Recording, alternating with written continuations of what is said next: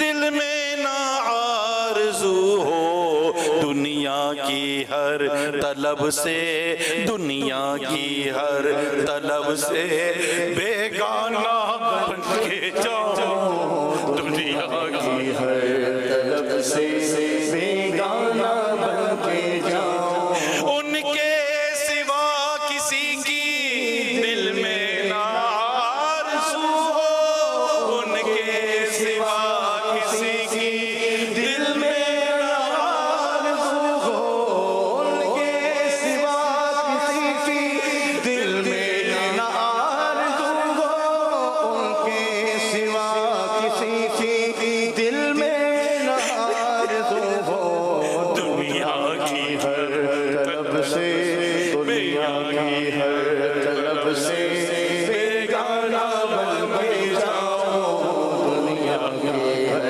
طلب سے بیگانہ بن کے جاؤ، یا رب سوئے مدینہ مستانہ بن کے جاؤ، شمع دو جہاں کا پروانہ بن کے جاؤ، لالو پھر مجھے اے شاہ بغروں پر مدینے میں پھر روتا ہوا تیرے در پر مدینے میں پہنچوں چوئے جانا میں، قریبا چاک سینہ چاک گرا دے کاش مجھ کو شوق تڑپا کر مدینے میں، یا رب سوئے مدینہ مستانہ بن کے جاؤ، یا شمع دو جہاں کا پروانہ بن کے جاؤ، یا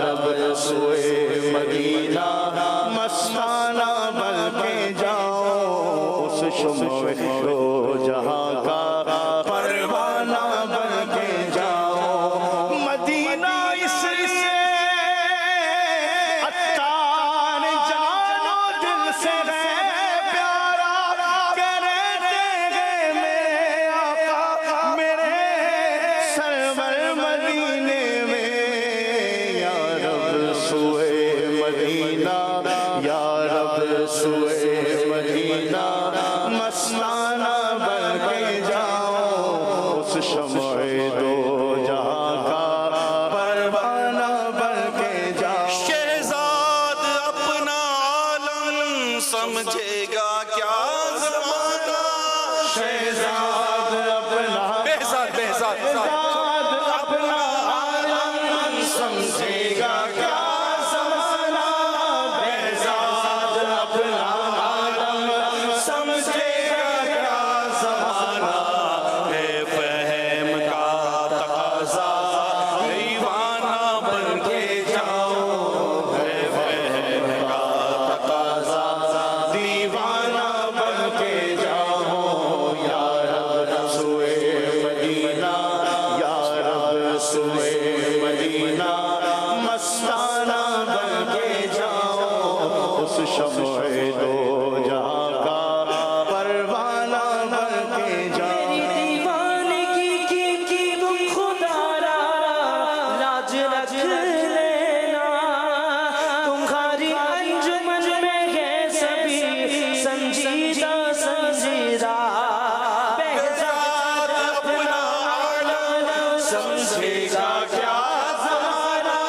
بہزاد اپنا عالم سمجھے گا کیا زمانہ، بہزاد اپنا عالم سمجھے گا کیا زمانہ، بہزاد اپنا عالم سمجھے گا کیا زمانہ، کہ فہم کا تقاضا دیوانہ بن کے جاؤ، ہے فہم کا تقاضا دیوانہ بن کے جاؤ، یا رب سوئے مدینہ مستانہ بن کے جاؤں، اس میں تو شمع جہاں کا پروانہ بن کے جاؤں، صلو علی الحبیب صلی اللہ علی محمد، اللہم سلمنی من رمضان वसल्लिम रमदान ली वसल्लिम मिन्नी। ऐ अल्लाह मुझे रमज़ानुल मुबारक में सलामत रख और रमज़ान मुबारक को मेरे लिए सलामती वाला बना और इसको मुझ पर सलामती के साथ गुजार। सल्लल्लाहु अलैहि वसल्लम। परिंदों के ताल्लुक से कुछ सवालात आपसे करने हैं। ये इरशाद फरमाइए, ये परिंदों के गोश्त खाने के ताल्लुक से हराम है या हलाल है, ये कुछ आपसे मालूमात लेनी है। बुलबुल का गोश्त खाना, इसमें एक मतलब उसूल लिखा है बाहर शरीयत में कि पंजे वाला परिंदा जो पंजे से शिकार करता है वो मतलब हराम है। जैसे चील, शक्करा, बाज वगैरह, तो ये पंजे से शिकार करते हैं। कौवा है तो इस तरह के पंजे से जो शिकार करते हैं ना, ये जानवर हराम होते हैं। अब ये बुलबुल आपने दिखाया, पुच्छार दिखाया अभी, तो ये बुलबुल पंजे से शिकार नहीं करता, तो ये हलाल है। कबूतर हलाल। अच्छा, शाहीन, शाहीन ये चील की किस्म है, तो ये हराम है।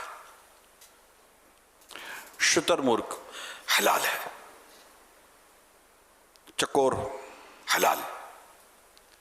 मोर हलाल। चिड़िया हलाल। बदख हलाल है। मीना या मेना मेना मेना मेना हलाल। मेना हलाल है। और बगला हलाल। माशाअल्लाह। सल्लु अलल हबीब सल्लल्लाहु अलैहि मुहम्मद। अमीर अहले सुन्नत की बारगाह में अर्ज है कि जो शख्स यहाँ पर अपने वतन से उम्रे की गर्ज से आते हैं, उम्रा करने के बाद यहाँ जितना क़याम होता है, अफजल क्या है? नफली तवाफ करना अफजल है या उम्रा करना अफजल है? तालिब अहले सुन्नत का एक सवाल जवाब। क्या फरमाते हैं उलमा दीन और मुफ्तियान ने शरअ मतीन इस बारे में कि अगर उम्रे के लिए जाएं तो पहला उम्रा करने के बाद मजीद नफल उम्रे करना अफजल है या तवाफ करना? जवाब, जिन औकात में उम्रा करना जायज़ उनमें उम्रा करना नफल तवाफ से अफजल है, क्योंकि इबादत में से अफजल इबादत वो है जिसमें मशक्क़त यानी मेहनत ज़्यादा हो, और तवाफ की बनिस्बत उम्रा करने में वक्त भी ज़्यादा सर्फ होता और मशक्क़त यानी मेहनत भी ज़्यादा है। वल्लाहु तआला अअलम व रसूलुहु अअलम अज़्ज़ व जल्ल व सल्लल्लाहु तआला अलैहि वसल्लम। सल्लल्लाहु अलैहि वसल्लम। मदीने की, मक्के की बातें हो रही हैं है, और इस वक्त माशाल्लाह लाखों लाख आशिकान रसूल इस वक्त ये सआदत हासिल कर रहे हैं। मौसम बहार है, मौसम बहार है हुजूर। इसमें मैं चाह रहा था वहाँ वालों के लिए, जाने वालों के लिए भी एक और आपकी तरफ से रहनुमाई हो जाए। व्हील चेयर का इस्तेमाल तवाफ़ में या सई में कौन कर सकता है? जैसे हमारे यहाँ जैसे नमाज के अंदर हम देखते हैं ना हुजूर के जिसको ज़रूरत नहीं वो भी कुर्सी पर नमाज पढ़ने की तरकीब बना लेता है। उसको पता ही नहीं कि कुर्सी पर नमाज पढ़ने ना पढ़ने के मामले में, तो कुर्सी पकड़ लेते हैं मेरे कुर्सी, हालांकि ये पूरे जो भी है ये कर रहा होता है। इसी तरह सही के तौर पर भी बाज़ों का लोग व्हील चेयर ले लेते हो, तवाफ़ के लिए भी लोग व्हील चेयर ले लेते हैं, यार हमसे नहीं होता, तो ज़्यादा ज़रूरत होती है। तो कौन व्हील चेयर इस्तेमाल कर सकता है, कौन व्हील चेयर इस्तेमाल नहीं कर सकता, ये एक उम्रा करने वाला कैसे फ़ैसला करेगा? ये तो खुद अपनी फिजिकली कैफियत कि ये नहीं कर सकता तवाफ, चल नहीं पा रहा, या बीमार है या ज़ईफ़ है, कमज़ोर है, जवान भी है लेकिन कमज़ोर इतना है कि वो चल ही नहीं पा रहा, तो ऐसी सूरत में उसको मतलब घिस सेट कर या दूसरे कंधे पर, तो इसकी भी नौबत अब कमी आ रही है, बल्कि नहीं आ रही, आजकल ये देखे नहीं जाते। तो समझोगे व्हील चेयर, तो ये व्हील चेयर पर ऐसा शख्स तवाफ भी कर सकता है, उम्रा भी कर, वो सही भी कर सकता है। और अगर ऐसी कैफियत नहीं है तो फिर वाजिब यही है कि वो चल कर ये सारे अफ़आल बजा लाए, सारे काम चल कर करे, कि अगर इसने फिर सवारी पर किया तो इस पर कफ़ारे आएंगे। अपने शहर में यहाँ से घर से उतरते चढ़ते आते जाते एयरपोर्ट यहाँ, तो इसको इतनी ज़्यादा ज़हमत नहीं, मतलब ये कर चुका, तो क्या ये खुद अपने बारे में ये फ़ैसला करे میں مشورتاً آپ سے لینا چاہ رہا تھا. میں نے ماشاءاللہ جو آپ کا جو جذبہ دیکھا، اللہ پاک آپ کو اور تندرستی دے، صحت دے، ہمت دے، کہ آپ کی پوری کوشش رہی ہے کہ میں ویل چیئر میں استعمال نہیں کروں، اور بھلے تھوڑا سا وقت لگ جائے گا طواف کرتے ہوئے، تھوڑا وقت لگ جائے گا صحیح کرتے ہوئے، لیکن میں پیدل کروں گا. حالانکہ ابھی جو تک کیا ہی نہیں نا، اللہ کا شکر ہے. پیدل ہی کیا تو الحمدللہ. اب ایک شخص ہے یا مرد ہے یا عورت ہے، وہ مطلب کہ دیکھ رہا ہے کہ میں مطلب کہ یہ گھر میں آنا جانا چلنا پھرنا، ادھر گئے ادھر گئے ایئرپورٹ پہ گئے، میں پیدل ہی کرتے رہے، لیکن اب میں کیا طواف میں ہی مجھے ویل چیئر یاد آ جائے یا صحیح میں مجھے ویل چیئر یاد آ جائے، تو ایسے میں اس کا جذبہ کیا ہونا چاہیے؟ نہیں بالکل جہاں تک ممکن ہو تو پیدل ہی کرنا چاہیے. اب یہی نا کہ جو اب نہیں چل پاتا یا سخت تکلیف ہو جائے گی اگر پیدل چلے گا، تو اس طرح کی کوئی عذر ہو نا کہ نہیں کر پا رہا، تو وہ ویل چیئر استعمال کرے، ورنہ نہ کرے. امیر اہل سنت سے میرا یہ سوال ہے کہ اکثر جو لوگ دکان میں تلاوت لگا دیتے ہیں اور کاموں میں مشغول ہو جاتے ہیں، تو اس صورت میں کیا ان کے لیے حکم ہے؟ دیکھا جاتا ہے کہ لوگ ترجمہ وغیرہ سن رہے ہوتے ہیں لیکن کام بھی ساتھ ساتھ کر رہے ہوتے ہیں، تو ایسا کر سکتے ہیں یا نہیں کر سکتے؟ اصل وہ جو اوریجنل تلاوت ہو رہی ہے اور جو لوگ سننے کے لیے حاضر ہوئے ان پر تو سننا فرض ہے، اور جہاں کام کاج کے لیے جگہ فکس ہے، لوگ آتے ہیں جاتے ہیں کام کرتے ہیں، وہاں اگر تلاوت کرتا ہے اور کوئی نہیں سنتا تو یہ تلاوت کرنے والا گناہگار ہے. یہ تو ہے. اور ڈائریکٹ جو فزیکلی جو تلاوت ہو رہی ہے اس کی بات. باقی یہ ریکارڈڈ جو تلاوت ہوتی ہے اس کے وہ احکام نہیں ہیں، لیکن تلاوت قرآن اور پھر خصوصاً آپ ترجمہ کا بھی کہہ رہے ہیں، تو اس صورت میں تو اسی جگہ ترجمے چلانے بھی نہیں چاہیے، تو غلط فہمی ہو جائے گی. اس کو تو بیان چل رہا ہے، کچھ چل رہا ہے، تو اس کو یکسوئی سے سننا چاہیے، ورنہ غلط فہمی کا پورا اندیشہ ہے.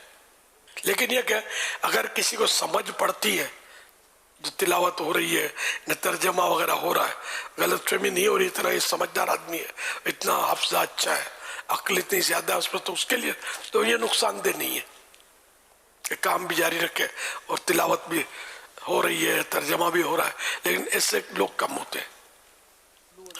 صلی اللہ تعالی علی محمد صلی اللہ علیہ وسلم. الحمدللہ فیضان مدینہ میں پورے ماہ رمضان کا اعتکاف کا سلسلہ جاری ہے، اور مختلف زبانیں بولنے والے عاشقان رسول بھی ہمارے درمیان موجود ہیں. تو آج آپ سے انشاءاللہ عز و جل مختلف زبانوں میں سوالات کرنے کی سعادت پائیں گے اور آپ کے حکمت بھرے جواب لیں گے انشاءاللہ. السلام علیکم.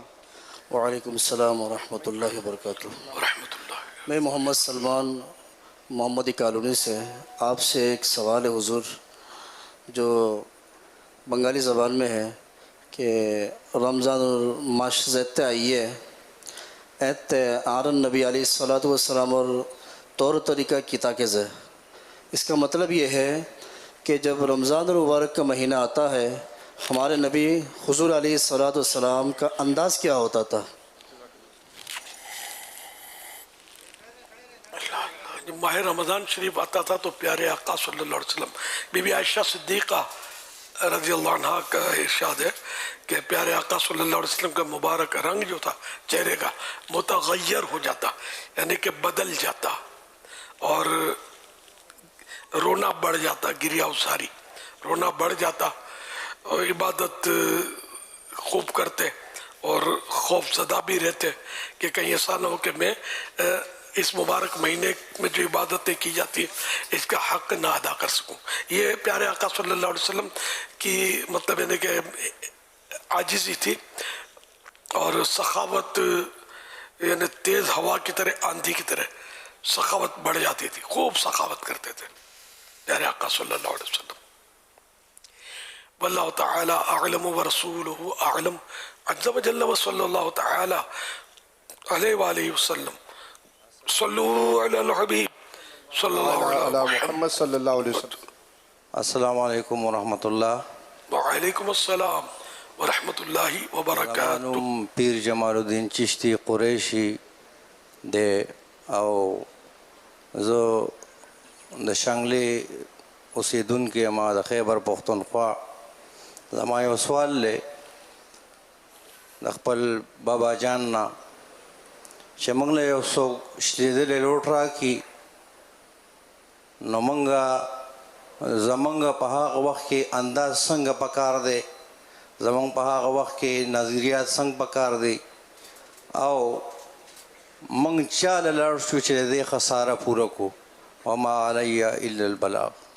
ماشاءاللہ کے پی کے سے اسلام میں تشریف لائے ہیں اور سوال یہ کہہ رہے ہیں کہ اگر ہمیں کوئی پھٹا ہوا نوٹ دے دے تو ہمیں وہ نوٹ اپنے پاس رکھ لینا چاہیے یا اپنا خسارہ پورا کرنے کے لیے کسی اور کی طرف بڑھا دینا چاہیے؟ اس میں اگر کسی نے پھٹا ہوا نوٹ دے دیا تو ظاہر ہے اس نے نقصان پہنچایا ہمیں، تو اسی کو جا کر بات کرے کہ یہ آپ نے دیا ہے یہ واپس لے لیں. اب اگر وہ نہیں لیتا یا کوئی صورت ایسی ہے کہ ہم نے سفر کر دیا اور اب وہ پتہ چلا گیا اور اب پہنچا نہیں سکتے تو یہ ہم دوسرے کو اس کا نقصان نہیں پہنچا سکتے. شیخ عبداللہ خیاط رحمۃ اللہ علیہ کہیں تشریف لے گئے تو اپنے جو خادم تھا اس کو مطلب سونپ کر دکان تشریف لے گئے. پھر واپس آئے تو خادم نے کارکردگی دی اور اس میں یہ بتایا کہ وہ ایک آتش پرست آیا تھا اور اس نے کچھ یا تو اجرت دی، پہلے سلائی کے لیے دے گیا تھا یا غالباً یہ کہ اجرت میں وہ اس نے کھوٹے سکے دیے مجھے، میں نے پہچان کر لی تو میں نے اس کو واپس دے دیے، صحیح رقم دو. تو یہ یوں سوچ کر ہو سکتا ہے کیا ہو کہ مجھے شاباش ملے گی. شیخ عبداللہ خیاط رحمۃ اللہ علیہ فرمانے لگے کہ یہ مجھے تو کئی بار دے چکا ہے کھوٹے سکے، تو میں تو اس کا لے لیتا ہوں، یہ نہیں کہ مجھے سمجھ نہیں پڑتی، میں لے لیتا ہوں کہ میں نہیں لوں گا تو کسی اور مسلمان کو دے گا، یہ ان کو نقصان پہنچا دے گا، تو میں خود ہی یہ نقصان برداشت کر لیتا ہوں. اس طرح اپنے خادم کو سمجھایا. تو یہ ظاہر ہے کہ یہ ایک نادر صورت ہے، یہ اللہ والوں کے اپنے انداز ہوتے ہیں اور ایسا کرنا واجب بھی نہیں ہے، لیکن مسلمانوں کی خیر خواہی کا ایک نرالا انداز ہے، یونیک اسٹائل ہے. تو یوں اگر کسی سے آپ نے لے بھی لیا یا آ گیا اور دوسرے کو ٹکائیں گے تو گناہ گار ہوں گے. اس نے دھوکہ دیا، اس کا مطلب آپ دوسروں کو دھوکہ دے دیں، یہ کیسے ہوگا؟ کہ آپ کی جیب کٹ گئی، آپ کسی اور کی جیب کاٹ لیں، میری جیب کٹی ہے میں کیا کروں، تو یہ جائز نہیں ہوگا. اچھا وہ شاید وہ جلدی میں نکل گیا، وما علیہ الا البلاغ، یہ قرآن مجید میں اس طرح ہے، وما علینا الا البلاغ، بلاغ المبین، بلکہ اچھا ہاں تو صحیح تو یہی ہے، آیت ہے نا قرآنی، تو اس میں وما علینا الا البلاغ المبین.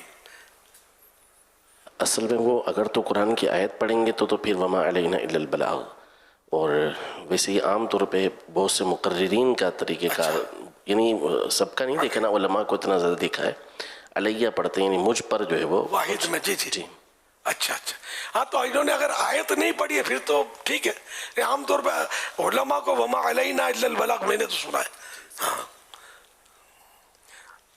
صلو علی الحبیب صلی اللہ علی محمد.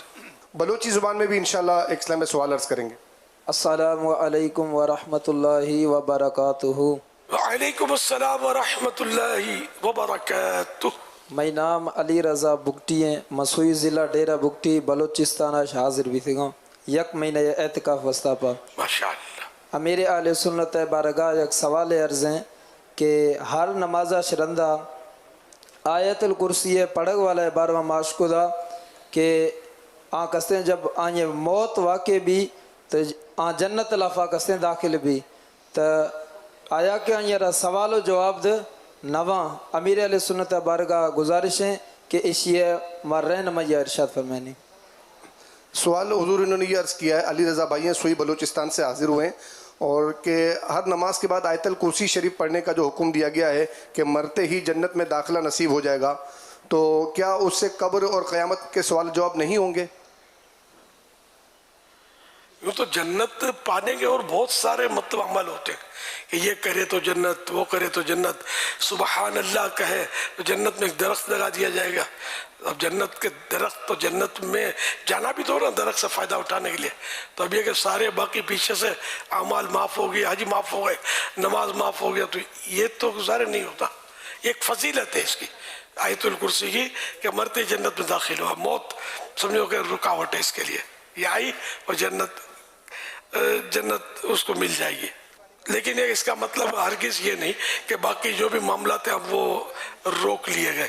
اس کی شرح میں میرات المناجیح جلد 2 پیج نمبر حدیث نمبر 974 مفتی احمد یار خان رحمۃ اللہ علیہ فرماتے ہیں یعنی وہ مرتے جنت میں جائے گا قیامت سے پہلے روحانی طور پر اور بعد قیامت جسمانی طور پر بھی.